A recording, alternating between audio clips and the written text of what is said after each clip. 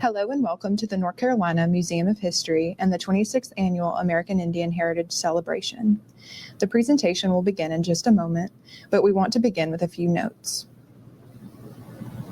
Remember to ask questions in the chat, and we'll do our best to respond to them and share them with our presenters.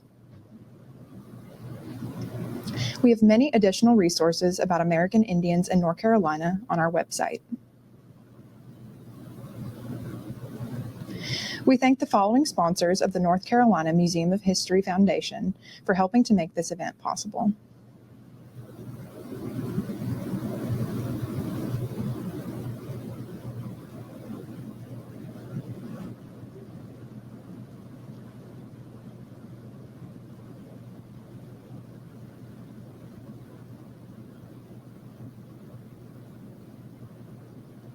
And with that, let's begin.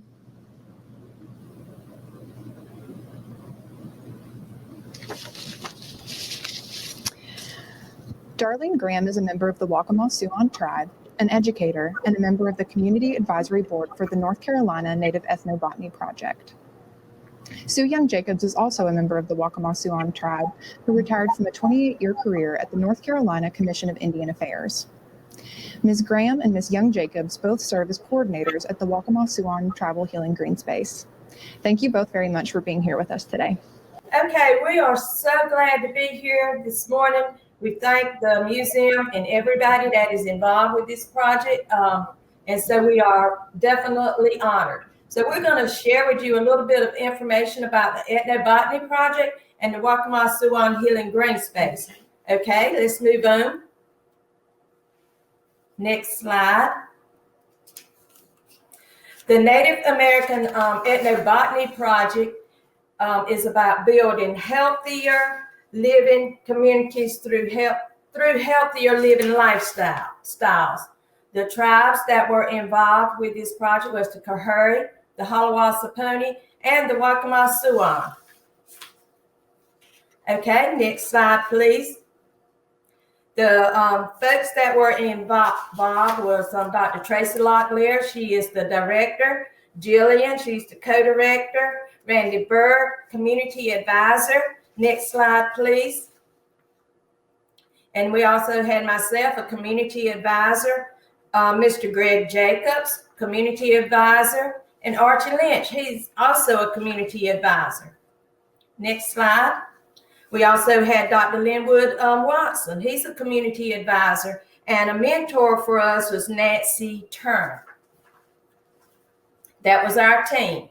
So may I have the next slide? The project, the North Carolina Native American Ethnobotany Project, is about maintaining strong, resilient Native American communities through knowledge and environmental stewardship. And these are some plants here that we just found on our wetlands throughout this project. And, you know, I just love these plants here. We found one, and if you can look really close, you'll see a star right in the center of that rose plant there. And it's brought us a lot of love and joy. Next slide. The project consisted of remembering and relearning medical and cultural values of native wild plants. We had folks that come in, and our elders come in. We revisited plants, we relearned plants, and just reunited ourselves to plants. We have Miss Christine Patrick, and she has found a plant that was on our wetlands that they used many years ago for wounds. Next slide. We also did documenting and disseminating collective cultural knowledge through native wild plants in a meaningful way. So Tracy had her catalog, and she would take specimens of these plants and put them into it, and then return that knowledge back to the tribe. We have elders that came in and taught our young ladies about the meaning of different types of plants and how they were used. Miss Shirley Freeman teaching younger ladies of the tribe right there. Okay, next slide. During this project, our team focused on interviews with community elders to review the knowledge and use of culturally significant native plants in each area. So each area, we went to these tribes and we talked to the elders. Tracy interviewed these elders and documented the information during this ethnobotany project. The researchers collected the specimens for cataloging and identification. And then that knowledge is given back to the communities through the workshops and a blog that Dr. Tracy has, and you can find it on the web. His North Carolina Native American Ethnobotany Project. So you can go there and look at that on the website. Next slide, please. We had many plants that were donated to us from different tribes. Folks brought in seeds and shared seeds. We had our young people, our youth that would plant, that helped us plant. We have a Yopon holly that our people used many years ago. We also had sunflower seeds that were donated to us and plants that were donated from different tribes. So the project consisted of sharing plants and seeds with each other. Next slide.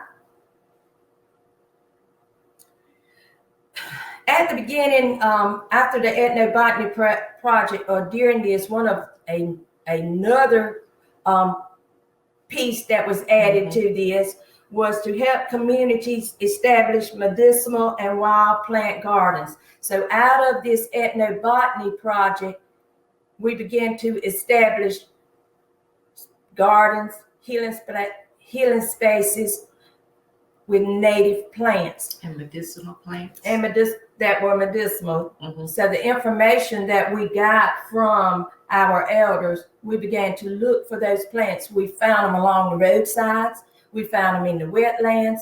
We found them in the yards of our elders. From people's homes. Mm-hmm. And so, so as you can see, for us, and I say this I say this all the time, for the Waccamaw-Siouans, we know that healing begins at the foot of the cross. And so as you can see, the people of the fallen star, we are at the foot of the cross, and you'll find this in our healing green space. Next slide. The Waccamaw Healing Green Space come into being.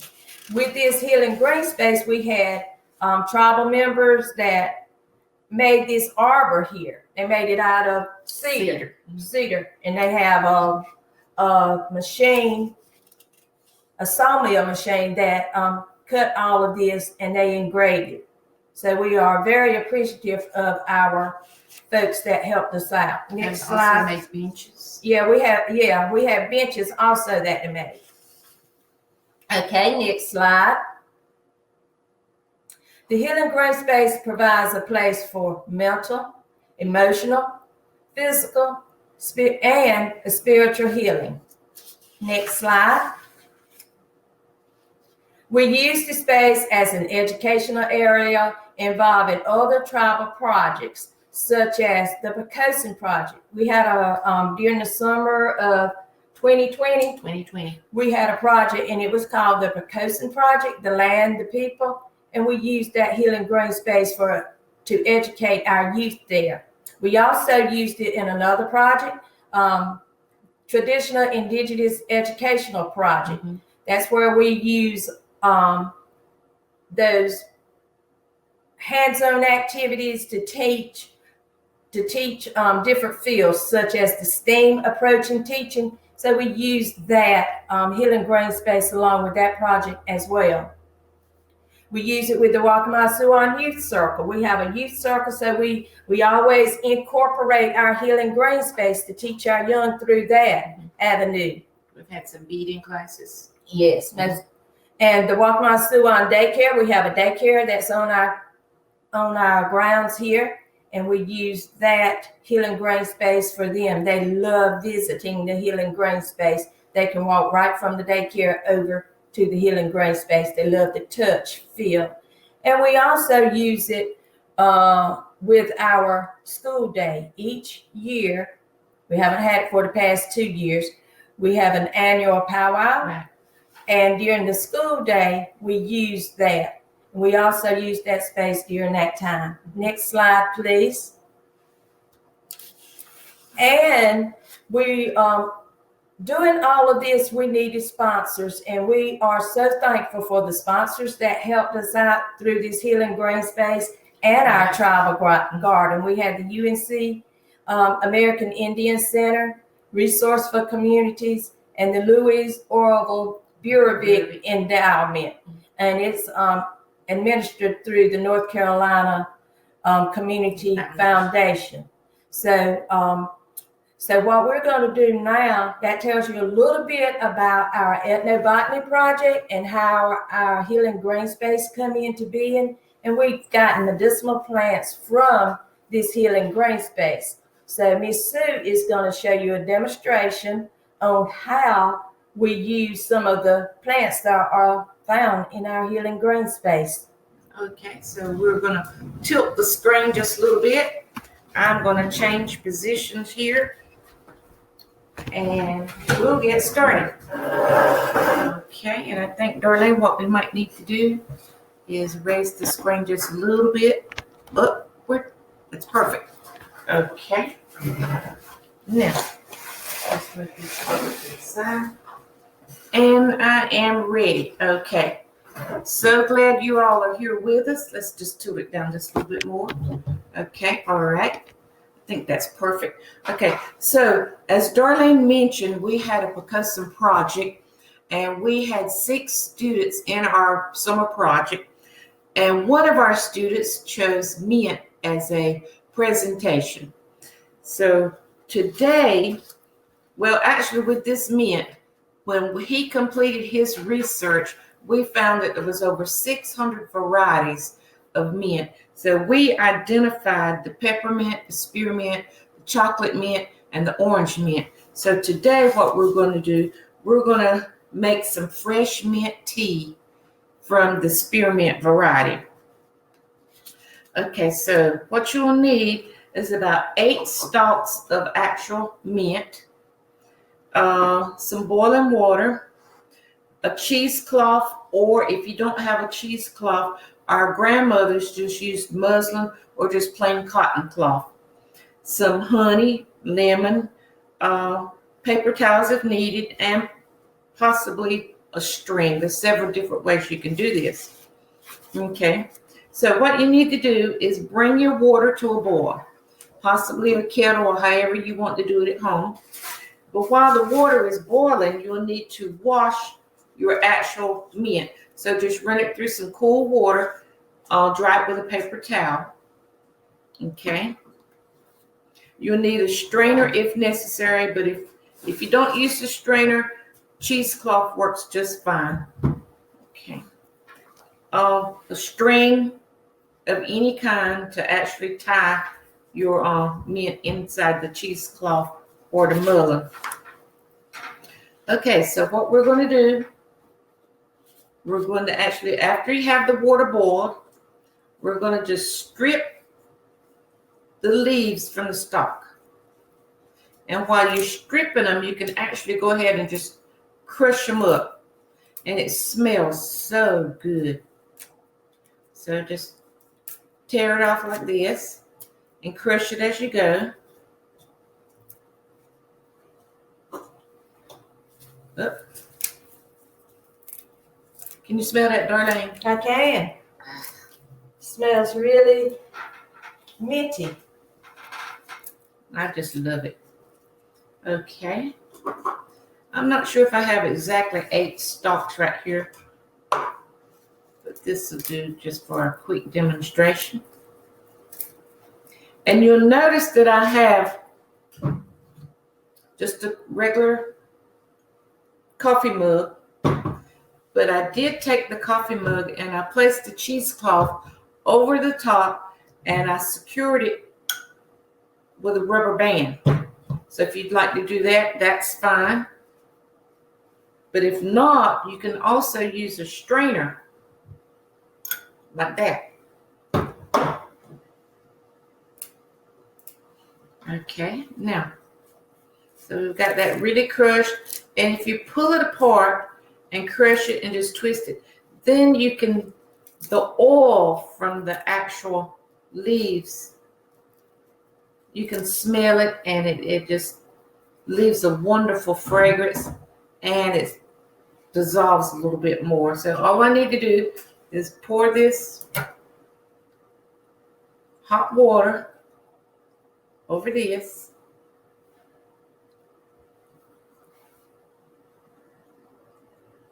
Okay, I think we've got enough right there.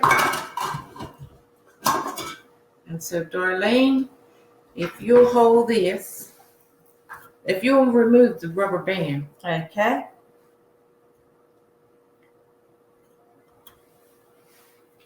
And I'm just going to take all four corners. And see, we can already see a little color change already. Now, some people can, if you choose to do so, you can use that same rubber band. But what I like to do is just tie a string. So to make this go a little bit faster, Darlene, if you'll just tie that.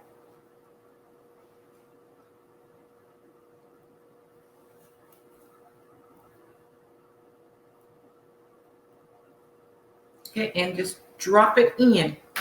Okay, leave this tea and these leaves in there at least 5 minutes. Okay, then you can see it's already changing colors. It's a beautiful light mint green. So you created a tea bag, right? We created a tea bag. Our ancestors did not have bags. So well, my grandmother, I remember her using muslin all the time. That was an imported tool in the kitchen. So Miss Sue, if you did not have a piece of muslin or cotton cloth, could you just put the mint in the water and boil it? You could do that, but you would need to strain it at some time. With some type of strainer. Some type of strainer, which again, you could put the tea leaves in the container, pour the water over it, and then before you drink it, you could just strain it again. Okay. Okay, so what we're going to do right now is go ahead and remove the tea bag. Our 5 minutes not up, but we'll go ahead and remove this, squeeze it out. Okay. Just discard that and put it in compost bin. Then we'll just add about 1/2 teaspoon of pure honey.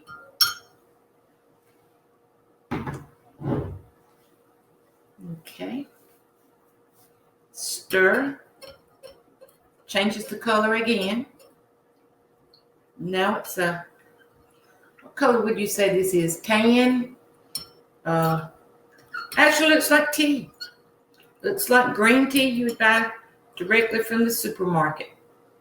Okay.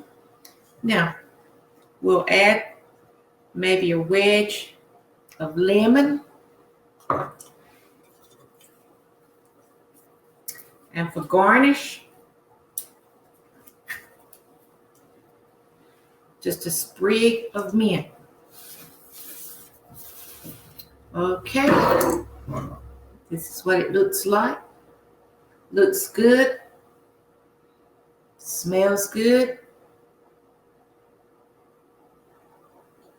Tastes delicious. Okay, that's it, Darlene. Okay. So this is just a few of the medicines that's in our healing Greenspace. And so Miss Sue has demonstrated that. We have other types of medicinal plants such as mullein, catnip, elderberry. We use our healing Greenspace as a safe haven for plants as well. And now we didn't tell them what this mint tea is good for. Okay. Okay, well, actually, our ancestors mainly used this green tea or mint tea to soothe the stomach. Just irritated, indigestion, heartburn.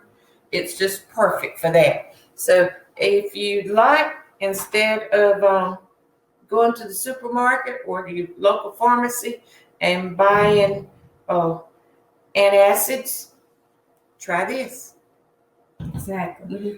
So do we have any questions or comments? Our microphone. There we go. There we go. Miss Kayla. Yes. So if you're in the audience and you have any questions, you can go ahead and put those in the chat.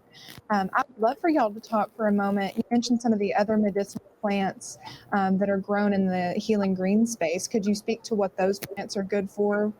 Yes, we have the elderberry plant.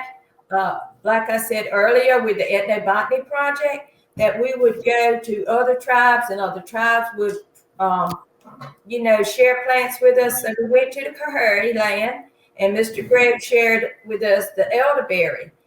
We brought them back to our homelands here and placed them in our healing Greenspace. And the cool thing about that, Kayla, is when we came back home, we began to see elderberries everywhere. Mm-hmm. And Everywhere. one of the things that Chief Jacobs said was, when you honor the plants, and I cannot get it out of my mind, when we honor the plants, they will honor us and show their face. So we brought those plants back home. We made elderberry syrup. And as you know, you can find those elderberry pills in the stores, and Elderberry gummies. it builds the immune system. So we make our own elderberry syrup now. It's a wonderful antioxidant. Mm-hmm. Mm-hmm. We also have the mullein that I spoke of earlier. It's used for the respiratory. Our people made a tea out of that. Mm-hmm. You can use it as a wrap and make a poultice with that as well.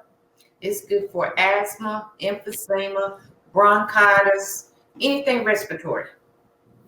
Our people also use sassafras. So we went to Miss Shirley's yard. Mm-hmm. We had not seen sassafras around, but when we began to honor those plants, they began to show their face. Mm-hmm.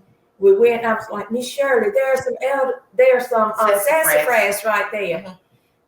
And so we moved that to our healing Greenspace. Sassafras is good for all kinds of breathing disorders as well. And then, like you said, we've got all types of teas. We have sage. We have, the cedar. We have the 4 medicines as well. The 4 sacred medicines. Right now, we are farmers. Our people used to be farmers, and we always had a commercial type of tobacco. Mm-hmm. But right now, we don't have that traditional tobacco in our healing Greenspace. But that's something that we do want to add, is because we do. We also have sweetgrass that was gifted to us, and we've tried to share that. We have shared sweetgrass with other tribes and our plants. We added the Sea Island corn. Let me show that to you. Sea Island corn. We added that this year. We've added this type of corn to our garden, and these seeds were gifted to us from the NC State. Mm-hmm.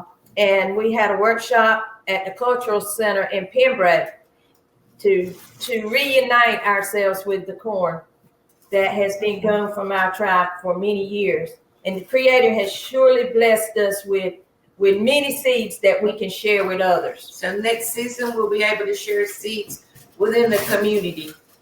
So we're excited about that. Yes, that is wonderful. So I'm checking our chat. Susie said that she loves what you're doing, would love to see a similar conservation space nearby. And Ruth had a question. Do you find the process of making mint tea and doing things like this to be helpful as well, or meditate? Did you say for meditation? For meditation, yes. It is very soothing. It's relaxing. It's easy to do, and you can just enjoy that quiet time and the preparation. So it's just wonderful. Yes, ma'am. All right. We have another question from Mary.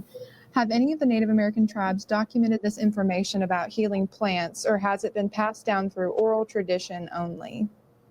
We are in the process of documenting, and yes, some of the tribes have documented this, and the tribes with the Ethnobotany Project, with Dr. Tracy Locklear, documented information with the 3 tribes that I mentioned, the Halawa, the Kahuri, and our tribe, the Waccamaw-Siouan. But there's many other tribes that, yes, they do have documentation. Great, thank you. Let's see, Michael, who is over at the Museum of Natural Sciences, has a question. Is there a way to preserve these healing herbs and plants for medicinal use outside of their growing seasons? So how are y'all kind of preserving these plants? We drown them. Yeah, we do Dry. them out, and you know, we're in the process of looking at greenhouses and things of that nature. Hey, Michael. Yes, hey, Michael. But we have plans to install a drying rack in the future, but right now we're actually learning a little bit about natural drying versus hydration with an actual machine. So we're learning as we go a little bit, but that is a process that can be done as far as preserving. Right now we have dried some sage, we've dried catnip, I think we've dried some wormwood. We have several varieties of things in our healing Greenspace that we've already dried, and we have it just hanging for future use out of season. And can people use those dried plants and herbs in a similar fashion to how they would use the fresh ones? Yes. You can actually dry the mint and you still have the freshness, you have the fragrance. You might not have as much oil, but it still will make a wonderful tea. Yes. Wonderful. So we have another question here from Mary. Are y'all aware of any herbs that help strengthen bones? She says that she's been diagnosed with osteoporosis and is looking for some alternatives to the drugs that the doctor suggested. I don't know, but Dr. Tracy Locklear, she's a good resource person. And some of those folks that I mentioned earlier, Dr. Linwood Watson is a good resource person. So I'm sure, you know, for any information, go on that blog.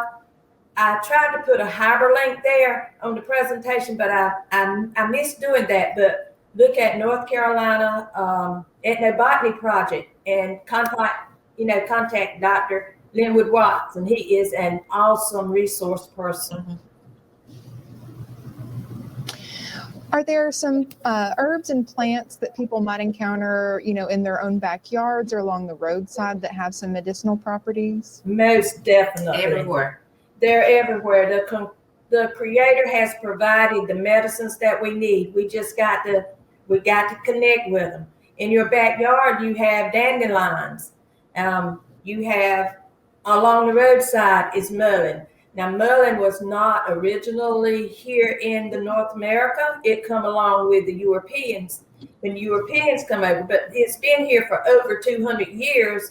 And so our Native Americans our people begin to look at that plant and realize, hey, this plant has medicinal purposes to it. And we use the medicinal purposes out of the plants that have been brought over from other areas as well. It's wonderful. Thank you to the audience members for submitting your questions. Definitely keep them coming. I wanted to ask a little bit about what the interview process was like when you were gathering information for the Ethnobotany Project. How did you initiate that with people? Who did you decide to contact, and what were those conversations like? So we contacted the elders of the community, and we also contacted younger people because we're learning that we can learn from our younger people. Right. You know, Google is an awesome resource, as always. So what did we do? We sent out flyers. We went to people's homes and invited them through the churches. We invited them to come. And so we had a good gathering here of intergenerational folks that come in, and Tracy asked questions and she did the interviews. It was basically kind of like in the form of a talking circle. Yes. And we just allowed them to talk, like Tracy or Darlene would generate a question And once that question was generated, we just passed around the talking stick, and you talked about your memories from childhood and what you remembered your grandparents using plants or how they used it. And then that's the way we started that interview.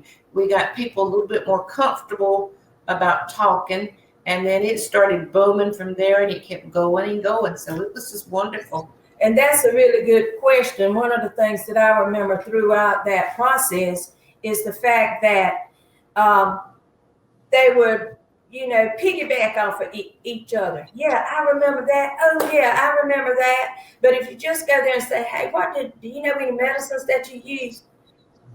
I can't think of anything. But when we come together in a group, we piggyback off of each other's thoughts. And it was just an awesome, awesome time. It took us back to a place that was a bit slower. That sounds like a really wonderful experience. And that kind of leads into another question I had about what has really been the importance in establishing this green space in the Waccamaw community, and how do you think that has affected everyone who's involved with it? I don't know, it's just kind of revitalized. It definitely has revitalized the whole project, the whole community. We've had people that may not come out. We would set a date.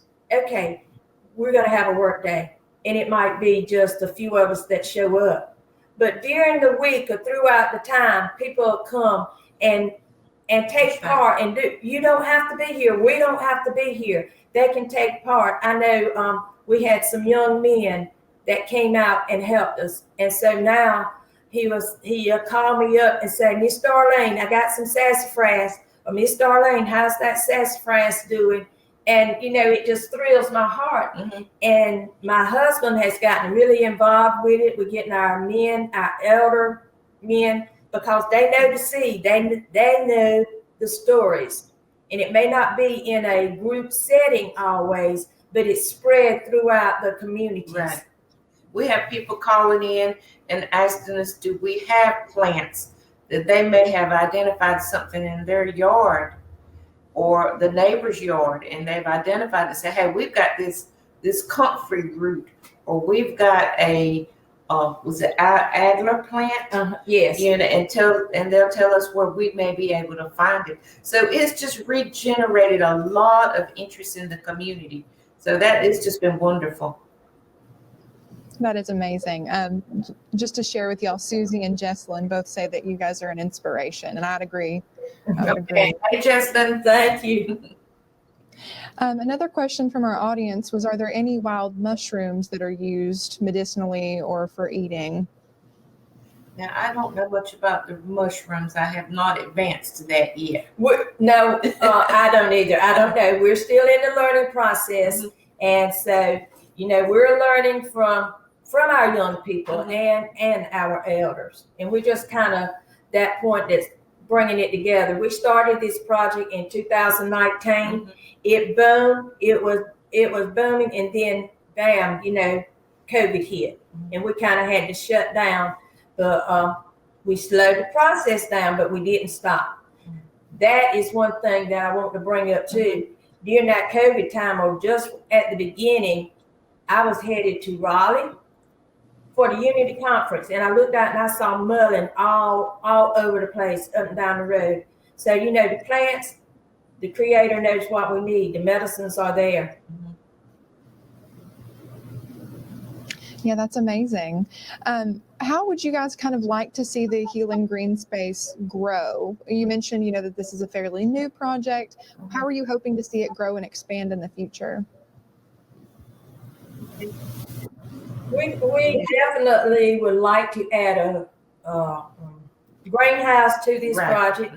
We definitely want to add more plants to our place, and just document more on the knowledge, and bring our elders in to share their stories even more so. Now that the CDC guidelines are opening up more, we hope that we can be able to implement those things within the Healing Green Space. It's true. And I would like to see, or one of the things that we've started right now is like storytelling for the smaller children. We want to do some things with them as far as the plants and the herbs, and want to incorporate some things. And like Darlene said about the greenhouse, I have a special interest in the greenhouse and hydroponics. So I'm just my curiosity is just kind of churning right now. One of the things that we also have, Kayla, that we implement the Healing Greenspace in is with our traditional Indigenous educational program. Mhm. And it is funded with the Louise Orville Burevic Grant Foundation. Mhm.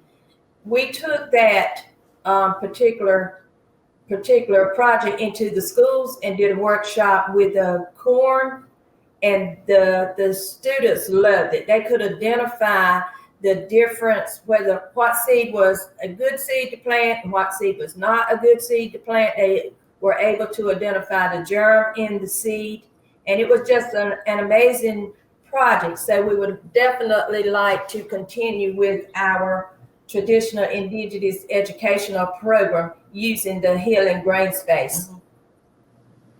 We want to do some other things as far as studying pollination. Bees and butterflies are important. So we've got a lot of ideas that we want to incorporate into this project, and a lot of plans for the future. Yes, ma'am. You mentioned pollination. These native plants are really good for the broader environment. Isn't that right? Right. Actually, in our Healing Greenspace, we have 2 pollinator beds. One is medicinal plants that also blossom or bloom, and then one is just a pollinator garden with a variety of just wildflowers. And so we have seen an increase in bees and butterflies since that garden was planted, but it also pollinates the other plants we have in the garden. That is wonderful. Sharing from Jean, she says, "Good job, ladies." Okay. And someone else is asking where the Healing Greenspace is located and whether or not it's open to the public. Okay. It is definitely open to the public, Mhm. and it's located in the Columbus County area. We are in Columbus, Bladen County area, and Right. you can it's on the Waccamaw-Siouan tribal grounds. So you can just, key it in and it will come up on your GPS. And you can go to the Waccamaw-Siouan Tribe webpage, and the address should be there. We are open to the public. Excellent, excellent. All right, we have a few moments left, so if you have any questions, please make sure to put those in the chat. I do see that people are sharing here, different medicinal plants from their cultural backgrounds. Mary says her grandmother is from Sicily and used fennel seed or bay leaves for an upset stomach. And that made me wonder if y'all have been connecting with other tribes or other cultural groups and kind of sharing information and learning about different plants. Right. We do. We just come from a symposium, a plant seed symposium with the UNC American Indian Center at the Botanical Gardens In Chapel Hill. Yeah. And we shared a lot of seed. Actually, it was like, I won't call it a seed bank, a seed swap. So members of other tribes came and they brought seeds to share. And I thought that was wonderful. And I gained some knowledge as far as some of the seeds and some of the plants I had never seen before that were indigenous to the state of North Carolina. But we do communicate with other tribes. Yes. Mm-hmm. Dr. Watson shared with us some persimmon cookies, which were really tasty. Yeah, those sound good. Let's see. We have a lot of thanks pouring in. People are very gracious for your presentation and the work that y'all are doing. Okay, thank you. You mentioned seed sharing and that being a plan for next year. So by that, do you mean that you're going to kind of save seeds from the garden and distribute those to people who are involved? How might people get seeds from the Healing Greenspace? Okay, well, we do have plans to do that, especially with the ancestral corn. Yes. We plan to share that. And as far as we really don't have a guideline or anything set in stone right now, but next fall we'll be able to share some of the seeds. Yeah. Okay. So we do have a few. We do have seed that we can share. Mhm. Yes, and we do share our sweetgrass. Wheatgrass. We've harvested some seed and dried them out, like the purple fennel. Some mullein seed we have available. Quite a few here that we do have. We have plants. We have mint that we can share. We have chocolate mint, spearmint, peppermint, Orange mint. We have plenty of wormwood. Whatever's here in the garden, we're willing to share. Yes, ma'am. That's wonderful. All right. So this will be our last question. We only have a few moments left, but would you speak briefly to the uses of sweetgrass since that was mentioned? Okay. Sweetgrass is one of the healing, one of our sacred herbs. And there's a story that goes with the sweetgrass that we have here. Miss Ashley Lumboy, she got some sweetgrass and brought it and gifted it to the Healing Greenspace. And I was like, Ashley, I'm not sure that's sweetgrass. It just looks like grass. And she assured me, it was grass. And when I tell you we had one little sprig or maybe two sprouts or plugs, that's all we had. And now we have tons of sweetgrass that she has, it has grown from. I don't see any over here.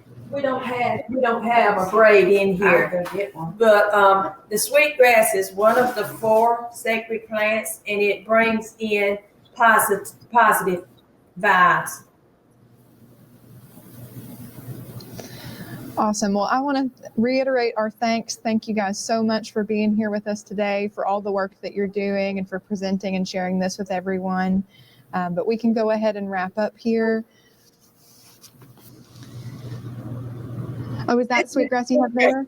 It's already braided. This came from our Healing Greenspace. That is amazing. It is beautiful. It is beautiful. So we thank you for inviting us. And if you know any questions, just please go to the website at Waccamaw-Siouan website. Thank you. Yes, ma'am. Thank you. And I saw one question in the chat about whether or not these presentations will be recorded, and they will. So those will be available later through the museum on YouTube. Okay. Okay. Thank you so much, Kayla. Thank you. Thank you, ladies. Y'all have a great day. Yeah, All right. thanks everyone for tuning in. Thank you.